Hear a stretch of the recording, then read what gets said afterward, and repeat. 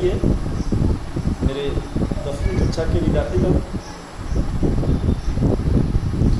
आज हिंदी में क्षितिज जो आपका मूल पाठ्य पुस्तक है, मैं क्षितिज के 6ठे पाठ पढ़ाने जा रहा हूँ। क्योंकि 5वें पाठ तक आप लोग पढ़ चुके हैं यूनिट 1 के पाठ्यक्रम में, यानी प्रथम इकाई पाठ्यक्रम में आप पाठ 5 तक पढ़े थे काव्य पाठ में, और काव्य पाठ का पाठ्यक्रम संख्या 6 है, इसको मैं पढ़ाने जा रहा हूँ। यह शीर्षक है, पाठ का शीर्षक है यह दंतुलित मुस्कान।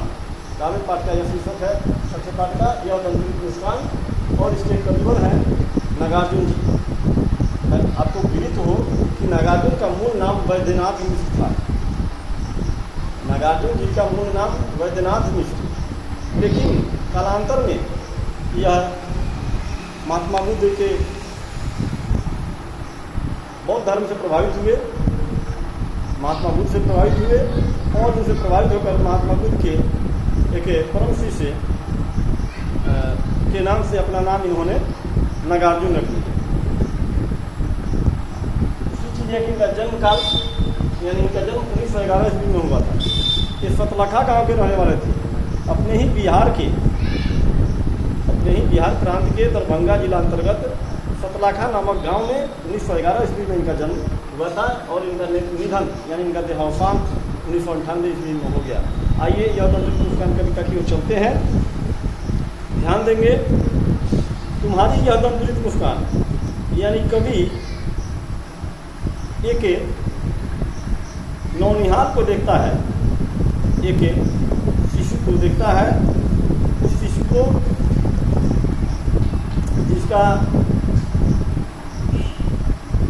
जिसके नए दांत अभी निकले हुए हैं, नए दांत अंकुरित हुए हैं। उन दांतों से युक्त जो उस बच्चे की मुस्कान है वह इतनी मनोहारी है,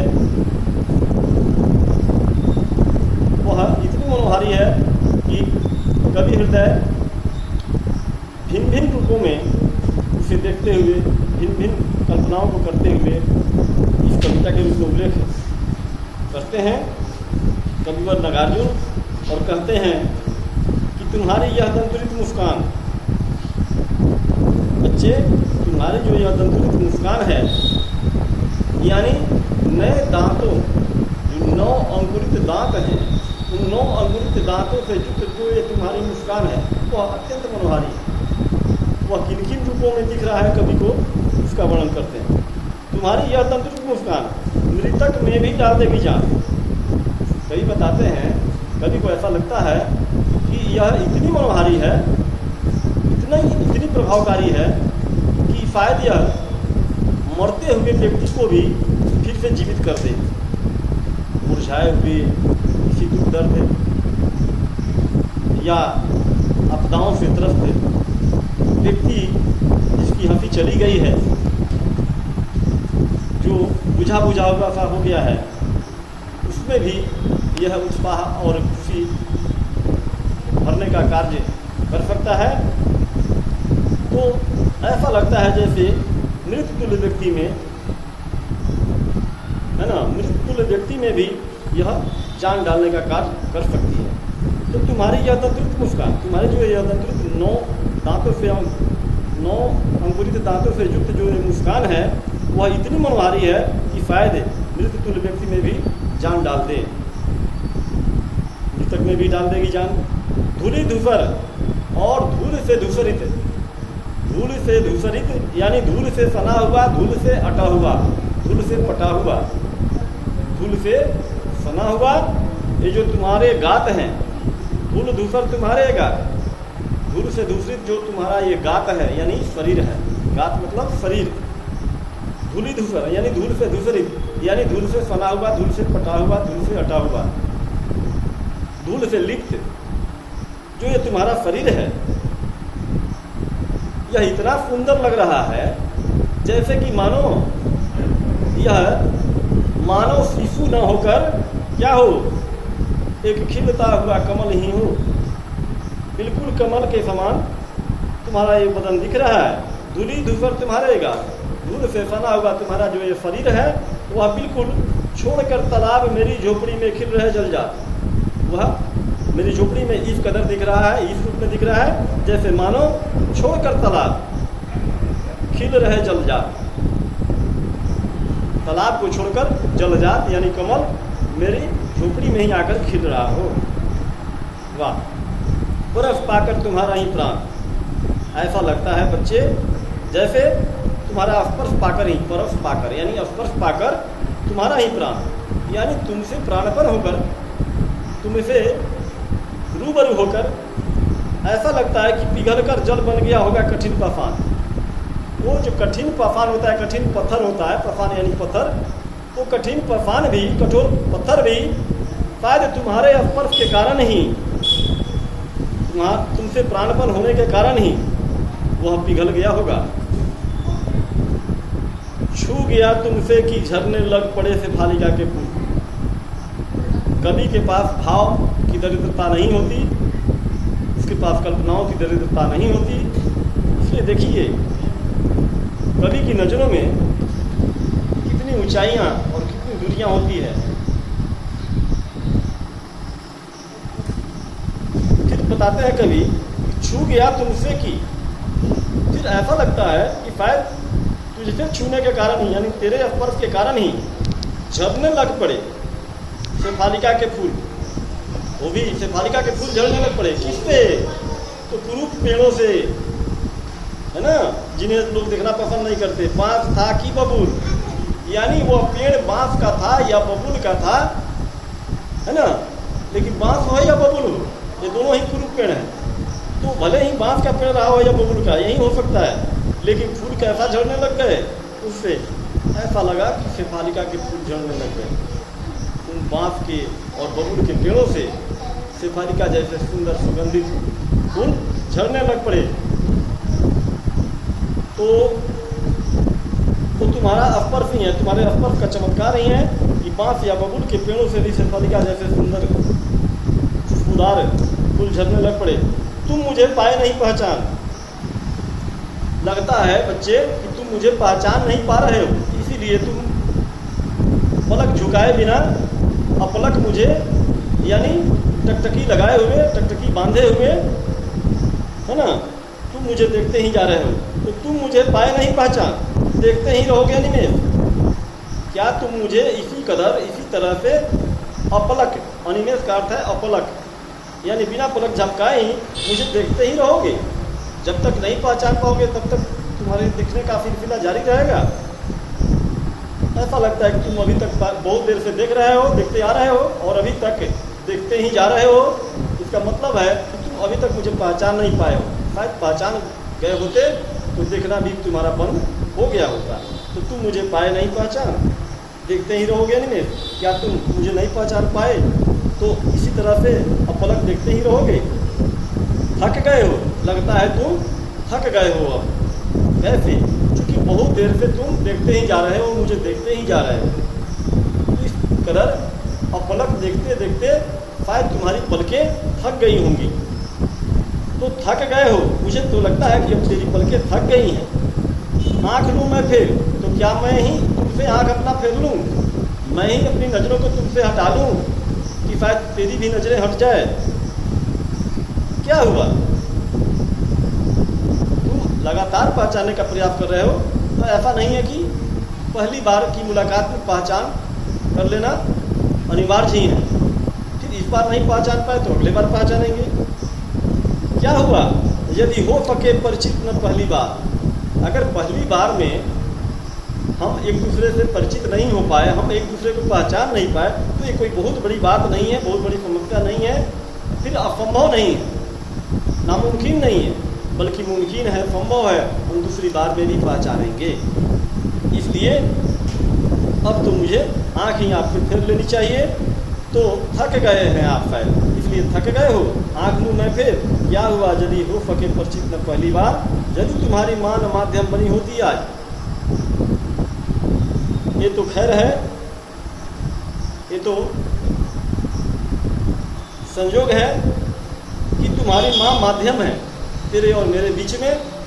यानी कभी अपने बच्चे से कह रहे हैं कि यदि तुम्हारी माँ माध्यम नहीं बनी होती, आज ये माध्यम नहीं रहती, तो मैं न सकता देख मैं न पाता जान, तो मैं भी तुझे देख नहीं पाता, तुझे देखने का सौभाग्य प्राप्त नहीं हो पाता। मैं न सकता देख, मैं तुझे देख नहीं पाता, मैं न पाता जान, और नहीं मैं तुझे जान नहीं पाता कि तुम कौन हो और कैसे हो। हाँ, तुम्हारी दंतुलित मुस्कान कैसी है कि नहीं?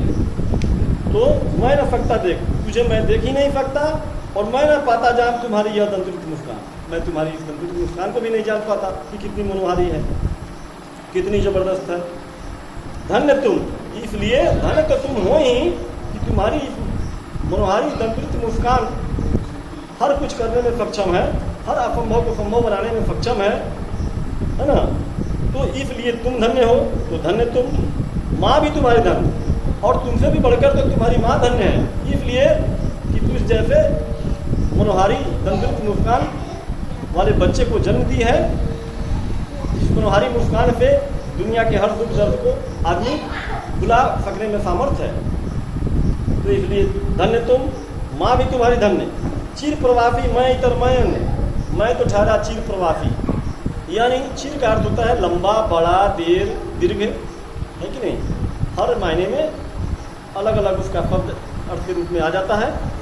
तो चिर प्रवासी का यहाँ अर्थ हो जाएगा दीर्घ काल का प्रवासी, यानी लंबे समय का प्रवासी, लंबी अवधि का प्रवासी। प्रवासी मतलब अपने मूल निवास से, अपने मूल स्थान से दूसरे स्थान पर जाकर, बाहरी स्थान पर जाकर के निवास करने को प्रवास कहते हैं। प्रवास मतलब प्रगत वास, यानी विशेष वास। तो विशेष वास का भाव वही होता है कि अपने मूल वास को छोड़कर दूसरी जगह जब वास करते हैं। तो ये चिर प्रवासी मतलब मैं लंबे समय से बाहर रहने वाला ठहरा। मैं इतर, इतर का अर्थ होता है भिन्न, अलग, परे, पराया, यानी मैं ठहरा लंबे समय से बाहर रहने वाला, यानी परदेसी, प्रवासी। और इस प्रकार से मैं तो तेरे लिए पराया हूँ, भिन्न हूँ, परे हूँ तुमसे। मैं अन्य, और मैं दूसरा हूँ तुम तेरे लिए, अपना नहीं हूँ। अन्य का अर्थ दूसरा होता है।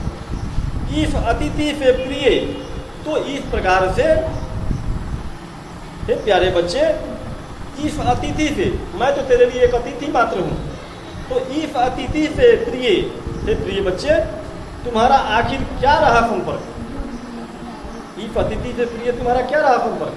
हे बच्चे, हे प्रिय बच्चे, आखिर इस अतिथि से तुम्हारा क्या रहा संपर्क? कभी अपने को कहते हैं कि मैं तो तेरे लिए अतिथि के समान ही हूँ, है ना? तो आखिर संपर्क ही क्या रहा है? अगर नहीं पहचान पाए तो कोई बहुत बड़ी बात नहीं है। उंगलियां माँ की कराती रही हैं मुझ पर। अगर तेरे लिए सबसे अपना कोई है, तेरे लिए सबसे ज़्यादा पहचान वाला है, तो तेरी माँ की उंगलियां हैं, जो सदैव ही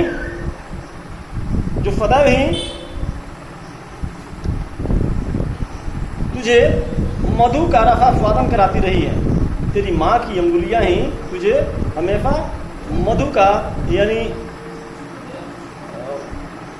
हाँ वही मधु जो मधुमक्खियों से प्राप्त होता है, मधु का रसा स्वादन कराती रही है। ऐसा लगता है माँ की उंगली को पकड़कर बच्चा इतना तन्मय होकर चूसता है कि जैसे उसमें से मधु निकल रहा हो, मधु जैसा मीठा स्वाद मिल रहा। तो इसलिए सबसे पहले बच्चा अपनी उस माँ की उंगली को पहचानता है, माँ को पहचानता है, इसके बाद ही किसी को पहचानता है। तो इस अतिथि से प्रिय तुम्हारा क्या रहा संपर्क? उंगलियां माँ की कराती रही हैं मधु पर। सिर्फ माँ की उंगलियां ही लेकर तुम चूसते रहे हो और मधु का रसा स्वादन करते रहे हो, इसलिए सबसे ज़्यादा पहचानते हो तो अपनी माँ की उंगलियों को और माँ के हाथों को, माँ को। देखते तुम इधर कनखी मार, आंखें होती और होती जबकि आंखें चार।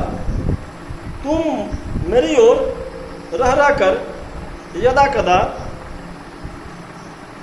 कनखी मार मार कर देख रहे हो, है ना?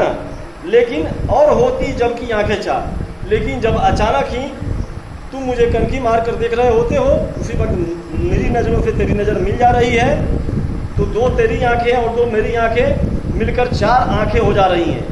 आंखें चार होना मुहावरा है और इसका यही मूल भाव भी है। आंखें चार होना यानी नज़रों से नज़रों का मिलना। तो दो दो मिलकर चार हो ही जाता है, इसलिए आंखें चार होना कहा जाता है। तो देखते तुम इधर कनकी मार और होती जब की आंखें चार, तेरी नज़रों से मेरी नज़रें जब अचानक मिल जाया करती हैं, तब तुम्हारी दमदुलित मुस्कान मुझे लगती बड़ी ही छविमान। तब तुम्हारी ये दमदुलित मुस्कान जो है वो मुझे और ही कई गुना छविमान दिखने लग जाती हैं, यानी काफ़ी मनोहारी, अवर्णनीय मनोहारी छवि हो जाती है। आइए तो इस पाठ में एक और भी कविता है, लेकिन अगले वीडियो में मैं इसको पढ़ा पाऊँगा। अभी मौसम की प्रतिकूलता हावी है, अब इस वीडियो में नहीं हो पाएगा। अगले वीडियो में मैं इसको निश्चित रूप से पढ़ाता हूँ। फसल शीर्षक है इसका, नागार्जुन जी द्वारा ही रचित है। ध्यानपूर्वक इस वीडियो को बार बार सुनेंगे और समझने का प्रयास करते हुए अभ्यास प्रश्न के उत्तरों को लिखेंगे और इस पर आधारित और भी जो प्रश्न बन सकते हैं उनके भी समाधान को ढूंढने का प्रयास करेंगे। क्योंकि परीक्षोपयोगी तैयारी आपको करना जरूरी है। आप 10वीं कक्षा के विद्यार्थी हैं, हमेशा इस बात को ध्यान में रखते हुए अपनी तैयारी को सदैव आगे की ओर उत्तरोत्तर बढ़ाते रहें। और जो भी समस्या हो, जैसे कि पहले मोबाइल नंबर बता चुका हूँ, व्हाट्सएप के माध्यम से आप समस्या को रख सकते हैं। विशेष परिस्थिति में निदान उसका किया जाएगा। चलिए, धन्यवाद।